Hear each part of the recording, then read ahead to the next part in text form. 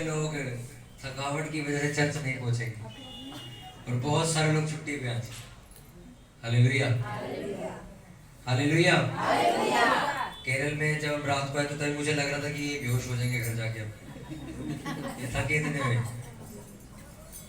पर मैंने कहा था कि चर्च, मैंने आपको हमेशा से समझाया, चाहे आपकी शादी क्यों ना हो, चर्च कभी मिस मत करना, कुछ भी हो जाए। हालेलुया। इतने सारे लोगों के घर हम गए, इतने सारे लोगों से हम मिले, इतने सारे लोगों को प्रचार किया गया। जितने भी लोग केरल में गए, ठंड में गए, उनके लिए एक बार जोर से तारीफ करो सब। हालेलुया। क्योंकि ठंड भी बहुत ज्यादा थी, लोग टेम्पो में गए, गाड़ियों में गए, पैदल गए। सबसे बड़ा जो प्रॉब्लम हुआ हमें वो ये हुआ कि 10 तरीके के खाने हमने खाए, जिसकी वजह से हमारा तबीयत ज़्यादा खराब हो गया। पर सबका प्यार था, सबने बहुत अच्छा अरेंजमेंट किया।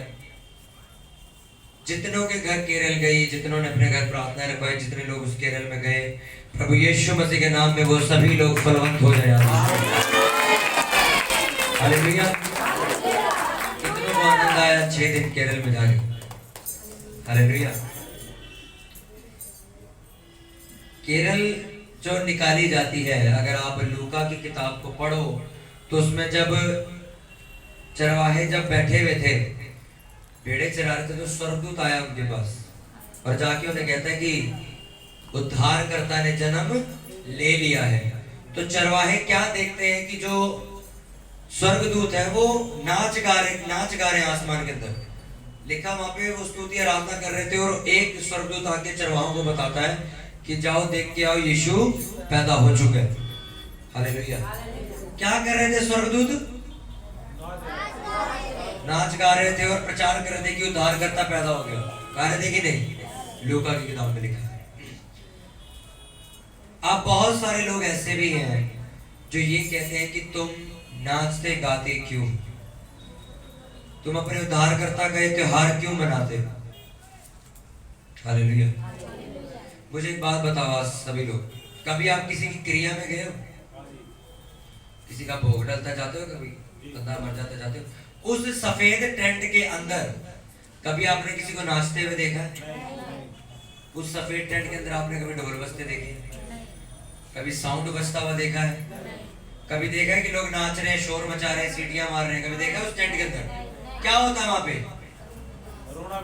ये बैठे होते, खत्म हो गया। ये बैठे होते कि नहीं? हाँ कि ना? ये क्या दिक्कत है? किसको बुला रहे हो तुम लोग?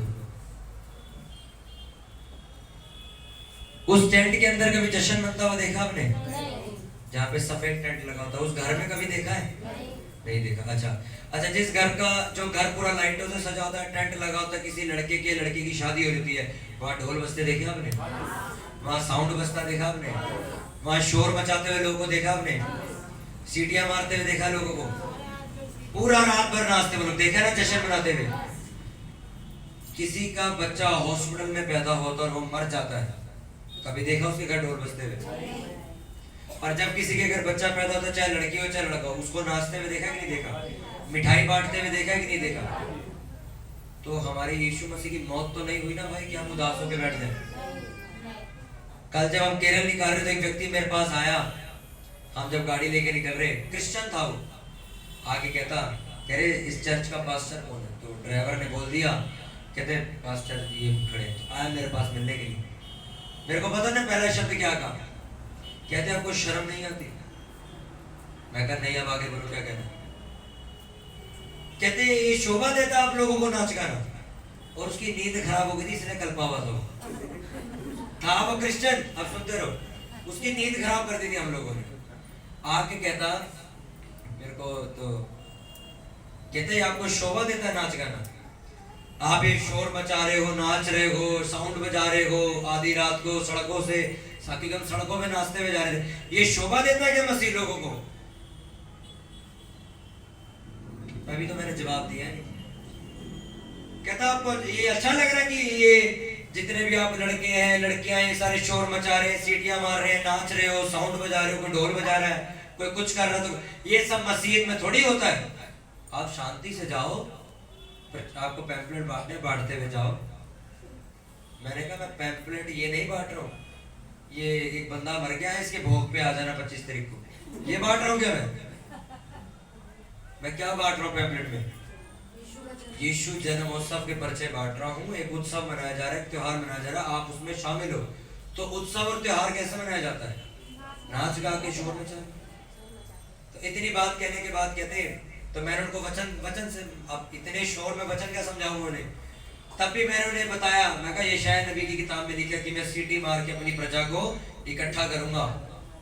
मैं कहा दाऊद कहता है मैं दस्तार वाले बाजे बजा के, डफ और तालियां बजा के मैं यहोवा की आराधना करूंगा। मैंने कहा जब दाऊद वाचा का संदूक लेके आया था यरूशलेम के अंदर, तो लिखा उसने अपने राजकीय वस्त्र उतार के रख दिए थे और बिना कपड़ों के पूरी सड़क पे नाचता हुआ जा रहा था। वो लाजमी सी बात है, वो बिना शोर के तो नाच नहीं रहा होगा, ऐसे शांत पड़ा नाच रहा होगा, ऐसा तो नहीं हो रहा होगा। वहाँ ढोल नगाड़े डफ ड्रम सब बज रहा होगा, लोग शोर मचा रहे होंगे, वो नाच रहा होगा।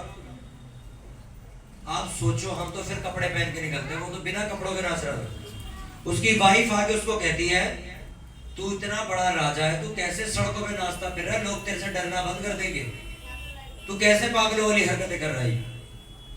हालेलुया। जिस तरह उसके कहने का एग्जांपल ये था कि भाई तू एक पास्टर है, अगर तू ऐसे पागलों की तरह नाचता फिरेगा तो कलीसिया तो तेरे से डरेगी ही नहीं, तेरा डर खत्म हो जाएगा। वो कहता मेरे को कोई परवाह नहीं है, जिसने मुझे राजा की गद्दी पे बिठाया है उसके लिए मैं ऐसे ही नाच नाच के जाऊंगा। हालेलुया। और बाइबल आप उत्पत्ति से लेकर प्रकाशित वाक्य तक पूरी पढ़ो, ऐसा कोई भी राजा नहीं था जिसने दाऊद की तरह राज किया। कोई भी राजा नहीं था ऐसा, ऐसा कोई भी राजा नहीं था जिसने सारी लड़ाइयां लड़ी और सारी जीत गया, और कोई पैसे का नुकसान नहीं हुआ, कोई भेड़ बकरी का नुकसान नहीं हुआ, कोई इकोनॉमी नहीं घटी उसकी, कोई सरकार नहीं गिरी, कुछ नहीं गिरा उसका। तब भी वो पहले नंबर पे था, बकायदा इसके कि वो कपड़े उतार के सड़कों पे नाचता था जब परमेश्वर का संदूक निकलता था। हालेलुया। कितनों को बात समझ आ रही है? जब इतनी बात तो मैंने नहीं समझाई, एक वचन बोलते ही कहते नहीं हमें बिल्कुल पसंद नहीं आया, आप लोग मसीह थोड़ी हो, आप ये थोड़ी हो, आप वो थोड़ी हो। बोल बोल के समझ लो वो ऐसी कंडीशन थी जब आप लोग गाड़ी में बैठे थे और मैं बाहर खड़ा हुआ था, तो वो इंसान ऐसा था कि अब वो एक रॉड निकालेगा और मेरा सर पे मारेगा। वो इतना कल्पा हुआ था, उसकी आंखें लाल हो गई थी गुस्से में। और उसी वक्त मैंने आपको कहा था गाड़ी में कि साउंड की आवाज और तेज कर दे, क्योंकि अगर आप उस व्यक्ति की शक्ल देखते तो, अगर मैं आपको से बताऊं, अगर आपको प्रेयर में अगर आप बढ़ जाओ, आपको दुष्ट आत्माओं की परख हो जाए, तो आप में से कोई भी व्यक्ति, जो व्यक्ति कल मिला था, उसकी शक्ल देख के कभी नहीं कह सकते ये एक मसीह आदमी है, क्योंकि उसकी शक्ल बता रही थी कि ये मसीह नहीं, ये कोई और है इसके अंदर। ऐसा कैसे हो सकता है कि एक आदमी परमेश्वर के लिए नाच रहा और तेरी आंखें लाल हो गई उसको मारने के लिए? वो मसीह नहीं था, वो कोई और था जो मेरे को रोकने के लिए आया था सड़क पे। जब मैंने उसकी शक्ल देखी ना कि वो कैसे बिल्कुल भर गया मारने के लिए हमें, क्रिश्चियन था वो, अन्य जाति की बात नहीं कर रहा हूं मैं, क्रिश्चियन था वो, और उसका चेहरा ऐसे हो चुका था कि अभी मार देगा किसी को। हालेलुया। उसी वक्त मैं समझ गया, मैं कहा ये कुछ नहीं, वही है जिसकी खिलाफत हम करते हैं और पूरी दुनिया करती है। इसकी शक्ल बता रही है कौन है ये। हमने उतना ही साउंड चलाया, उतने से निकले हम। क्यों? मैं आपको वचन समझाता हूँ एक, जो मैं आपको बताना चाहता हूँ। बाइबल के अंदर लिखा, मैंने आपको बताया लास्ट संडे कि जब तक आपकी पुरानी मशकें रहेंगी परमेश्वर उसमें नया दाखरस नहीं भर सकता। यानी कि जब तक आपकी पुरानी जिंदगी चलती रहेगी, पुराने आपके रीति रिवाज आप फॉलो करते रहोगे, पुराने तरीके से आप शुभ अशुभ मानते रहोगे, ये सब चीजें अगर आप करते रहोगे, कभी भी आपके ऊपर एक नया दाखरस नहीं आएगा। आप 2023 में जिस चीज की मांग कर रहे हो, जिसकी इच्छा रख के बैठे हुए हो, वो चीज आपको कभी हासिल नहीं हो पाएगी, क्योंकि आपकी जिंदगी क्या है? पुरानी है। हाँ के ना? हालेलुया। अब मैं आपको एक चीज समझाता हूँ। अब आपने मशकें नहीं कर ली, आपकी जो मशकें यानी कि आपकी जो जिंदगी है, आपने माफी मांग के आपने नई जिंदगी बना दी। ओके, तो सबसे पहले मशकों में क्या भरा गया था? पानी का मतलब क्या है? पानी का मतलब क्या है? वचन। जब मशकें नहीं रखी हुई थी तो मशकों में सबसे पहली चीज क्या दाखरस डालेगी थी कि पानी? पर मैंने तो आपको ये वचन दिया कि जब तक, पर यीशु मसीह ने कहा भाई जब तक तेरी मशकें नई हो जाती, मटके नई हो जाते, तब तक मैं इसमें दाखरस यानी कि शरबत नहीं भरूंगा। अब तुम कह रहे हो कि भाई हमने तो नया मटका खरीद लिया है, अब डायरेक्ट दाखरस भरो इसमें। डायरेक्ट उसने दाखरस नहीं भरा था, बाइबल गवाह है। उसने सबसे पहले लड़कों को कहा था जाओ पहले इस मटके को पानी से भर दो। क्या कर दो? पानी से। वो पानी क्या था? वचन। अब अगर आपकी जिंदगी नई हो चुकी है, अब आपको वचनों से भरने की क्या है? जरूरत है। नहीं तो फिर से आप एक सवाल ले आओगे निकाल के कि आपने कहा था मशकें नहीं, हमने कर ली, अभी दाखरस नहीं आया। आपको मैं फिर एक हल बता रहा हूं। मशकें नहीं होने के बाद जो फाइनल चीज है वो क्या है? वचन। जब तक आपकी जिंदगी में वचन नहीं है, बाइबल पढ़ने का समय नहीं है, आपकी जिंदगी वचनों से भरी नहीं हुई, परमेश्वर उसे दाखरस नहीं बना सकता। हालेलुया। वचन निकालेंगे यूहन्ना उसका 2 उसका 1 से हम पढ़ेंगे। नया नियम यूहन्ना उसका चैप्टर 2 वर्स 1 से हम पढ़ेंगे। फिर तीसरे दिन गलील के काना में किसी का विवाह था और यीशु की माता भी वहां थी। यीशु और उसके चेले भी उस विवाह में निमंत्रित थे। जब दाखरस घट गया तो यीशु की माता ने उससे कहा उसके पास दाखरस नहीं रहा। यीशु ने उससे कहा हे महिला मुझे तुझसे क्या काम, अभी मेरा समय नहीं आया। उसकी माता ने सेवकों से कहा जो कुछ वह तुमसे कहे वही करना। वहां यहूदियों के शुद्ध करने की रीति के अनुसार पत्थर के 6 मटके धरे थे जिनमें 2-2 3-3 मन समाता था। यीशु ने उनसे कहा मटकों में पानी भर दो। उन्होंने उन्हें मुंह भर दिया। बोलो मटकों को, बोलो मटकों को मुंह भर दिया, नगो नग भर दिया, पूरा भर दिया। तब उसने उनसे कहा अब निकाल कर भोज के प्रधान के पास ले जाओ, और वे ले गए। जब भोज के प्रधान ने वह पानी चखा जो दाखरस बन गया था और नहीं जानता था कि वह कहां से आया, परंतु जिन सेवकों ने पानी निकाला था वे जानते थे, तो भोज के प्रधान ने दूल्हे को बुलाकर उससे कहा हर एक मनुष्य पहले अच्छा दाखरस देता है और जब लोग पीकर छक जाते हैं तब मध्यम देता है, परंतु तूने सबसे अच्छा दाखरस अब तक रख छोड़ा है। यीशु ने गलील के काना में अपना ये पहला चिन्ह दिखाकर अपनी महिमा प्रकट की और उसके चेलों ने उस पर विश्वास किया। इसके बाद वह और उसकी माता और उसके भाई और उसके चेले कफरनहूम को गए और वहां कुछ दिन रहे। सब बोलो आमीन। Hallelujah, hallelujah. प्रभु यीशु मसीह ने सबसे पहले क्या भरने के लिए कहा? अपने पड़ोसी को बोले यीशु ने मटकों में पहले पानी भरा और मुंह भर दिया, नगो नग भर दिया, ऊपर तक भर दिया। उसके बाद वो पानी दाखरस बन गया और उस दाखरस की तारीफ की गई। आमीन। बाइबल में लिखा जब चेलों को परमेश्वर ने कहा इसको मुंह भर दो, इसका मतलब ये है कि जब तक आपकी जिंदगी पूरी तरीके से वचनों में डूब नहीं जाती, पूरे तरीके से वचनों में बिल्कुल सोख नहीं। स्मिथ विगलस्वर्थ का नाम सुना आप लोगों ने? स्मिथ विगलस्वर्थ एक ऐसे परमेश्वर के दास रहे हैं जब वो अपनी, सब लोग मेरी ओर ध्यान दो, बाइबल बंद कर दो, अपने पड़ोसी को बोलो ध्यान से सुन, सुनने से विश्वास पैदा होता है। वो एक मीटिंग में गए थे। जब वो एक मीटिंग में गए तो उनको खबर मिली कि जो उनकी वाइफ है उनकी डेथ हो चुकी है। वो वापस घर में आए, वाइफ को देखा और बोला ए मौत की आत्मा, तेरा मेरी वाइफ पे कोई अधिकार नहीं, इसमें से बाहर निकल। और उनकी वाइफ खड़ी हो गई थी। सुनो, जब उनकी वाइफ खड़ी हुई तो वाइफ ने खुद ये बात बोली कि मेरा समय आ चुका है, मुझे जाने दो। ये आपके लिए मजाक लग सकता है। एक बंदा मुर्दा उठा के उससे पूछ रहा गया क्यों, मुर्दा उससे कह रहा मुझे जाने दे। ये बातचीत किसमें हो रही है? लाश में। लाश आदमी ने उठा रखी है। ये मैं कोई बाइबल की कहानियां नहीं बता रहा हूँ, ये 1900 की ऐसे की सदी की बता रहा हूँ मैं। ये आज से 60-70 साल पहले की बात है। आज भी ये काम करते हैं लोग।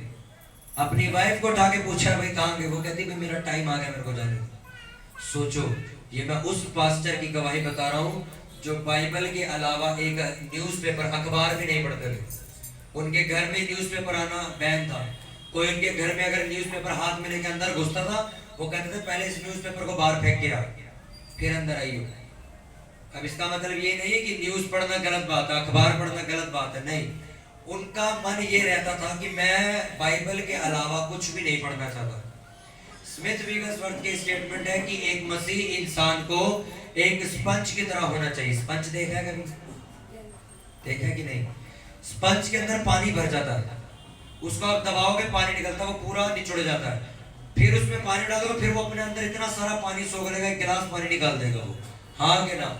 उसने कहा एक मसीह व्यक्ति को स्पंज की तरह होना चाहिए। जब उसको कोई दबाए तो वचन बाहर निकलना चाहिए, जब कोई उससे लड़े तो वचन बाहर निकलना चाहिए, जब कोई उसको कुछ कहे तो वचन बाहर निकलना चाहिए। हालेलुया।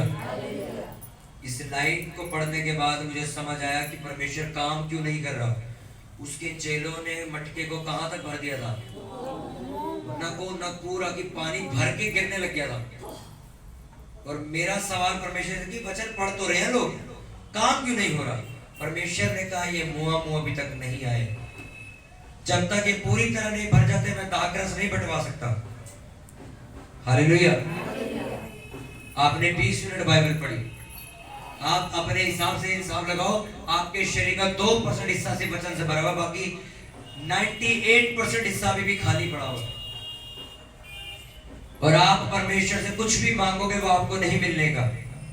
कोई भी काम में आप हाथ लगाओगे वो सफल नहीं होने का, क्योंकि उसने कहा उसके चेलों ने वचन को पानी को कहां तक भर दिया? मुंह तक भर दिया पूरा। जब तक आपकी जिंदगी टॉप लेवल तक नहीं भर जाती वचनों से, वो दुष्ट आत्मा, वो बीमारी, वो काम जो आप करवाने की कोशिश करोगे, ये सब कुछ चीजें हल नहीं होंगी। क्योंकि दाखरस तब बटना शुरू हुआ था जब पानी क्या हो गया था? मुंह भर चुका था। हालेलुया। आप अपनी पुरानी जिंदगी से बाहर आ गए, बहुत अच्छी बात है, पर अब आपको अपने आप को वचनों से भरना होगा। आप केरल में जा सकते हो, ओके, आप चर्च भी आ सकते हो, ओके, पर बहुत सारे लोग हैं जो वचन पढ़ने का टाइम नहीं निकालते। आज से आपको अपनी बाइबल को पढ़ना है। 2023 में जब आप जाओगे उससे पहले आपको वायदे करके जाना है कि मैं अपने आप को मुंह भरूंगा, अपने आप को वचनों से भरूंगा। बहुत सारे मसीह लोग हैं, उनको रास्ते में अगर कोई रोक के पूछ ले तू चर्च क्यों जाता, तो उनको ये भी जवाब देना नहीं आता कि मैं चर्च क्यों जाता हूं, ये भी नहीं पता उन लोगों को। तो परमेश्वर नहीं चाहता कि आप एक रेस के घोड़े बन जाओ कि छड़ी पड़ रही बस भागे जाओ। हालेलुया। इस केरल में आपको क्या लगता है बहुत आसानी से निकले हम? हर रोड पे कोई ना कोई विरोध करने वाला बीच में घुस जाता था। कभी कोई कहता था कि तुम यीशु मसीह के नारे क्यों लगा रहे हो, कोई कहता था तुम कहां से आए हो, कोई कहता तुम ये क्यों कर रहे हो, वो क्यों कर रहे हो, अच्छा क्रिसमस क्या है, ये क्या है। अब सोचो एक मसीह आदमी को अगर ये बात ना पता हो कि जो वो काम कर रहा है वो क्यों कर रहा है, तो जो विरोधी है वो क्या तुम्हारे कान भी मारेगा और क्या करेगा। हालेलुया। आज आप देखते हो ना लोगों के पास, आपने कितने लोग इंटरनेट चलाते हैं अपने घर में? इंटरनेट सारे चलाते हो ना? देखा ना फेसबुक में, देखते हो कभी किसी चर्च को कोई मार रहा होता है, कभी किसी कोई पास्टर को मार रहा होता है, कहीं कलीसिया तोड़ दी, किसी की चर्च में आग लगा दी। ये कब होता है? जब कलीसिया भौंदू बन के बैठी रहती है कि विरोधी आके पूछ रहा भाई साहब तुमने यीशु मसीह को क्यों मान लिया? तुम्हारे पास जवाब ही नहीं, ना तुम्हारे पास गवाही है, ना तुम्हारी जिंदगी से कुछ साबित हो रहा है उसको। जब आपके पास जवाब नहीं रहता आप कमजोर पड़ जाते हो वहीं पे। हालेलुया। मैं चर्च के लोगों से कितनी बार पूछ लेता हूँ तो यीशु मसीह को क्यों मान रहा भाई? मम्मी आदि इसलिए आता हूँ। क्या मतलब है? आप कभी अपने पड़ोसी बाहर खड़े होते ना, पूछा करो सिस्टर आपकी गवाही क्या, आप यीशु मसीह के पीछे क्यों चल रहे हो? वैसे ही घर के पास लगता है, आवाज आती रहती आगे, बपतिस्मा भी ले लिया और बाइबल भी पढ़ लेते। यीशु मसीह का राज बातों में नहीं, सामर्थ में। हालेलुया। जितना कम आपको वचनों की नॉलेज है, उतना कम आप ब्लेस्ड हो। आप उस इंसान को देखते हो जो इंसान बढ़ चुका है या ब्लेस हो चुका है, उसकी नॉलेज देखना बहुत ज्यादा होगा। आपकी प्रॉब्लम से मिलता जुलता वचन कौन सा है बाइबल में, ये नहीं पता आपको। जिनने मर्डर किया, जज कहता था अल्लाह मेरे को बताया, इसको कहते इसको सजा दे दो फांसी की। क्यों दे दे भाई, क्यों दे दे सजा इसको फांसी की? फिर आप क्या खोलोगे? संविधान की किताब खोलोगे। हाँ जी, आईपीसी की धारा 302 में 309 में ऐसा लिखा है कि जो कत्ल करता उसको ये वाली सजा मिलती। जज कहेगा हाँ भी लिखा तो है भाई, सजा दो इसको। आपने बताया तो उसने काम किया ना। आज जो अनपढ़ लोग पुलिस वालों के पास या किसी अधिकारी के पास चले थे, कहते भाई हमारी सुनवाई नहीं हुई। अभी मैं कल डीसीपी ऑफिस गया हुआ था, तो डीसीपी का जो असिस्टेंट था मेरे से मिला, तो मैं उनसे परमिशन की बात करता, क्रिसमस की हम वहीं बैठे थे। तो पहले तो बात ऐसी कर देंगे, ठीक है। वो उन्होंने मेरे से पूछा, कहते अच्छा आप पढ़े लिखे हो क्या? मैंने उसको लाइन से अपनी डिग्रियां गिनवा दी सारी। डिग्रियां सुनने के बाद उन्होंने पता क्या कहा, सीधा पता किस पे आ गए वो, ठीक है हम आपका काम करवा देंगे, आप कल आ जाना। हो गया ना। जब इंसान को समझ आ जाती कि सामने वाले आदमी को पता ही कौन है, तब वो आप पे सवाल नहीं उठाता। हालेलुया। मैं खुद हैरान था, तभी तो ये बात घुमा रहा था। मैंने इसको बताया, मैंने ये कर रखा है, मैं ये जीएसटी की पढ़ाई कर रखी। सब सुनने के बाद कहता अच्छा यार तुम तो पढ़े नहीं, चलो कोई नहीं, आप सोमवार आ जाना, आपको हम लेटर पे साइन मार के दे देंगे। अब आधों के काम क्यों नहीं होते? आप बैंक में जाओ, आप थोड़े फटे हुए कपड़े पहन के जाओ, बैंक का रसीद आपको कहेगा लंच चल बाद में ही चल। आप वहां दो इंग्लिश के शब्द बोल दो, कहेगा सर अभी करता हूँ, आपके पैसे जमा, बताओ मेरी जेब से ले लो, ले ले। उसको पता ये पढ़ा लिखा है, मेरी भी नौकरी खराब करा देगा। कितनों को समझ आ गई मेरी बात? हालेलुया। इसलिए यीशु मसीह ने दाखरस बंटवाने से पहले पूरे मुंह के अंदर क्या भरा था? पानी। क्या भरा था? पानी का मतलब वचन। जितनी कम आपको नॉलेज होगी, उतना कम प्रभु आपको इस्तेमाल करेंगे। अभी सोचो, आप कह रहे हो मेरा परिवार बचाया जाए, ठीक है। अब आपको नॉलेज कुछ है नहीं बचनों की, परमेश्वर चलो आपको छूट दे दे और उसको कहते ठीक है मैं बचा दूंगा। आपका परिवार का व्यक्ति आपसे कोई बाइबल का सवाल पूछ ले, आपको अगर पता ना हो, बचेगा वो जिंदगी में कभी? क्योंकि तेरे को खुद कुछ नहीं पता। हालेलुया। सबसे बड़ा दुख, जब मैं प्रेयर कर रहा था, पता है मुझे दुख सबसे बड़ा क्या लगा? बैठा दो पुनीत इसको, आंखें खोल के बैठा कर। हालेलुया। जब प्रेयर करी तो सबसे दुख की बात पता क्या थी? मैंने परमेश्वर को कहा प्रभु आधे से ज्यादा लोग तो बचाए नहीं गए, और जो बचाए गए हैं वो फालतू की बातें कर रहे हैं। ईश्वर मत बचाओ, त्योहार मत मनाओ, क्रिसमस मत मनाओ। ये हालत है इस देश की। हालेलुया। कितनों को समझ आ रही है? अनीता सिस्टर मुंह मत देखो मेरे, इन बच्चों को बाहर कर दो, शोर कर रहे हैं तो। सरमन खराब नहीं होना चाहिए, मैंने आपको उस दिन भी समझाया था। ये लोग जो यहाँ बैठे हैं ना, किराया लगा लगा के आते सुनने के लिए। हालेलुया। अपने पड़ोसी को बोलो ध्यान से सुन, सुनने से विश्वास पैदा होता है। जितने भी लोग आज यहाँ बैठे हुए, मैं आपको एक ही आज आज्ञा दे रहा हूं जो बहुत आसान है। क्या? अपने आप को मुंह तक क्या कर लो? वचनों से कर लो। पढ़ो, एक टाइम निकालो, बैठो बाइबल खोल के। ऐसे ऐसे मसीह लोग के बाइबल पढ़ते पढ़ते अन्य भाषा बोलने लग जाते हैं। प्रेयर के टाइम प्रेयर करो, वचन के टाइम वचन पढ़ना आपने। वर्शिप के टाइम बाइबल नहीं खोलनी है आपने। वर्शिप के टाइम आपने नाच के वर्शिप ही करनी है सिर्फ, और आपने टाइम बनाना है।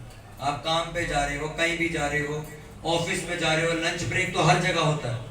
गाड़ी लगाओ साइड में, पढ़ो बैठ के बाइबल। लंच हो गया, चले जाओ अपने ऑफिस से बाहर पार्क में। लोग सिगरेट पीने जाते हैं ना बाहर ऑफिस से, तुम बाइबल पढ़ने पार्क में चले जाओ।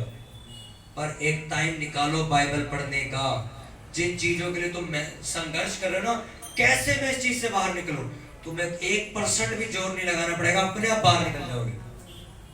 अपने आप वचन तुम्हें बाहर निकालेगा, क्योंकि उसने लिखा है मेरे वचन तेरे लिए क्या होंगे, मंत्री और सलाहकार।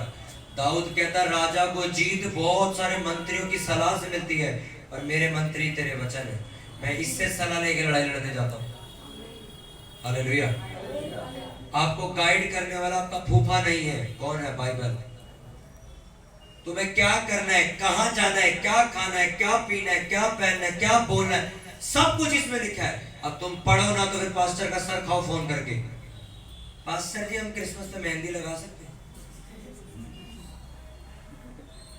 ये सवाल था थोड़े दिन पहले एक लड़की का, फोन किया था। आप लगाओ, मेहंदी एक डेकोरेशन का आइटम है। अब ये माला लटकी हुई है, अब ये लोग इसको दिवाली में लगा लेंगे, तो क्या हम चर्च में लगाए इसको? अरे इसका कोई धर्म नहीं है भाई। आपके मेकअप का कोई धर्म है क्या? लोग भैया दूज में तैयार हुए थे तो भैया दूज का मेकअप हो गया, आप क्रिसमस में तैयार हो जाए। अच्छा मेहंदी लगा सकते हैं? 12वीं सदी के अंदर मुगल साम्राज्य के लोग मेहंदी को इंडिया में लेके आए थे, और मेहंदी को हाथों पे लगाया जाता था और तलियों पे लगाया जाता था, इसलिए ताकि हाथ पर क्या रहे, ठंडे रहे। उसके बाद मुगल साम्राज्य के अंदर ऐसे बहुत सारे कारीगर हैं कि आपने मुसलमानों की कारीगरी देखी है ना, कैसे डिजाइन बनाते थे दीवारों के अंदर भी।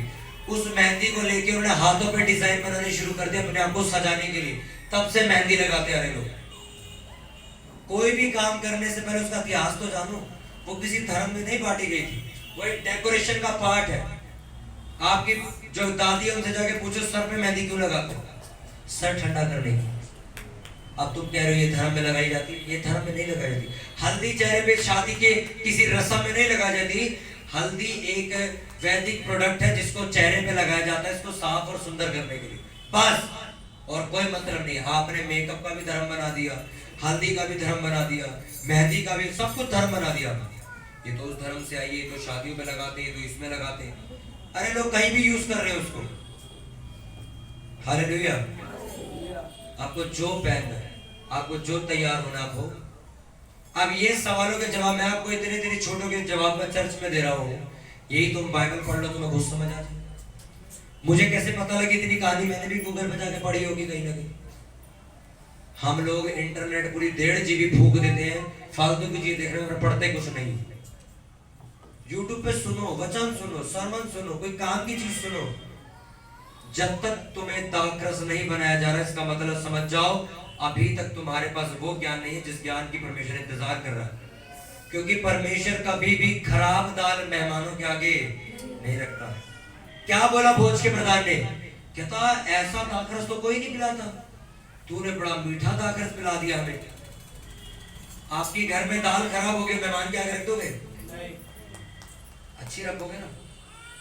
अच्छा आधा पतीला, आधी कटोरी दाल दे दोगे उसको? पूरी कटोरी भर के जब मतलब जैसे जचती है वैसे दोगे? सिर्फ 2 करछी डाल के दे दोगे उसको?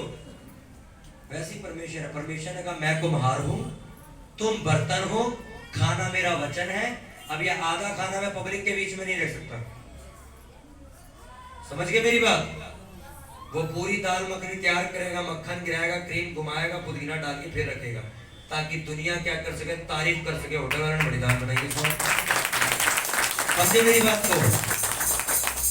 जब तक आपका बर्तन खाली है, आपको दुनिया के आगे परमेश्वर नहीं लेके जाएगा। हाँ के ना? आज ये चर्च रात को लाइटें जलती पूरी दुनिया देखती है, बथेरे फोन आ चुके हैं मेरे को, आपकी चर्च बहुत सुंदर लग रही है। तो इसका मतलब वो लोग जो मेरे विरोधी है वो भी देख रहे होंगे चर्च सजी हुई।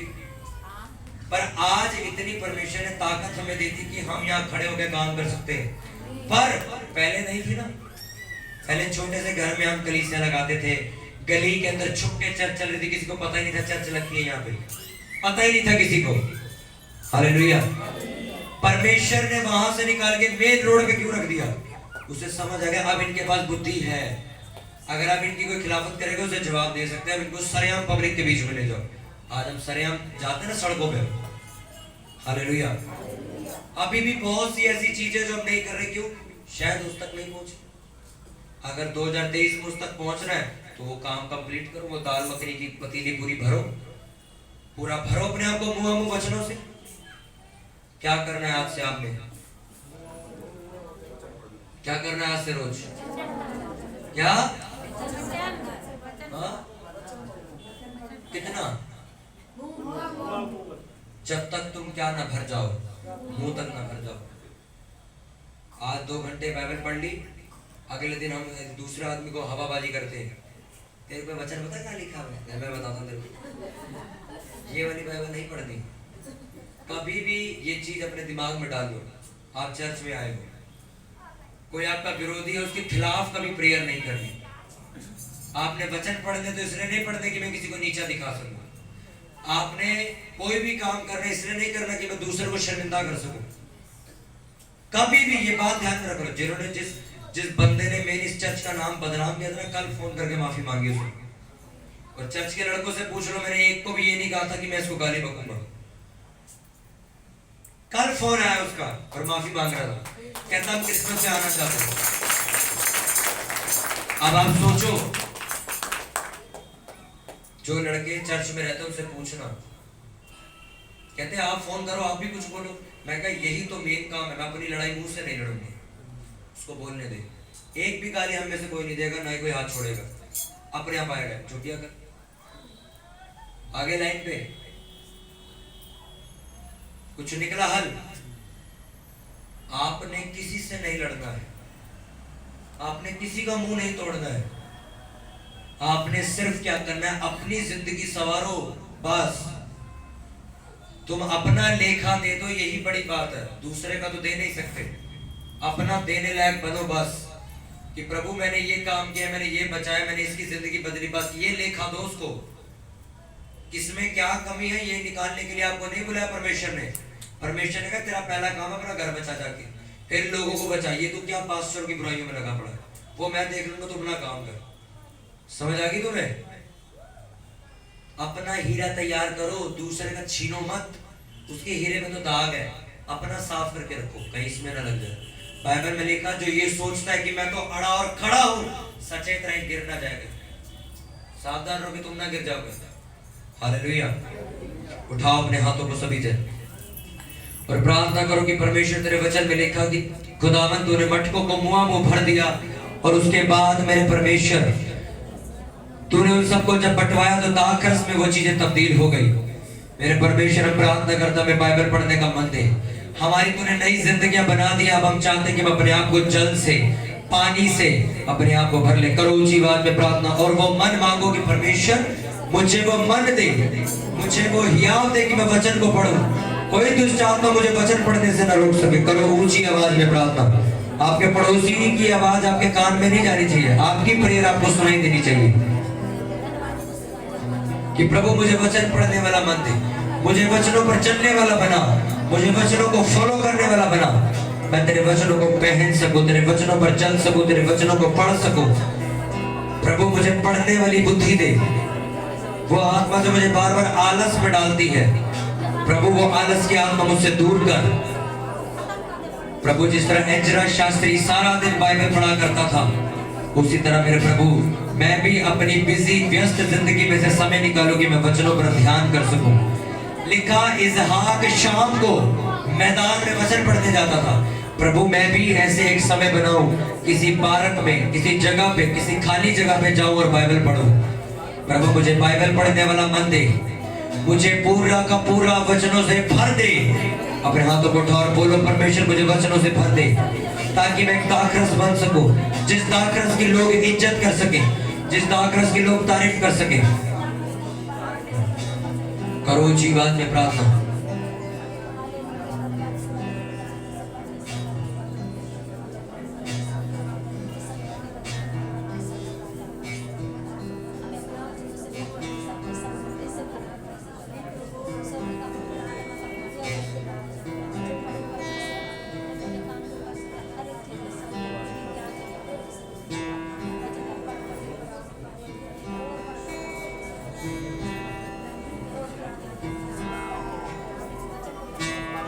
परमेश्वर मुझे वचन पढ़ने वाला हृदय दे, मेरी आंखों को खोल दे, मेरे मन को खोल दे कि प्रभु तेरे वचन प्रभु मुझे समझ आए।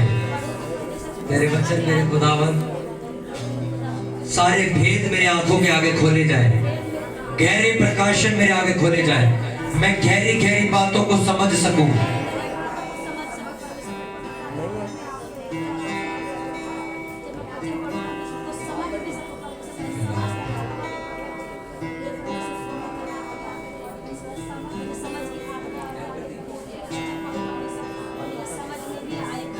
ये सारी विनती प्रार्थना दरगलोते बेटे प्रभु यीशु मसीह के नाम में मांगते हैं, आमीन। जोर से हमारे गुरु परमेश्वर की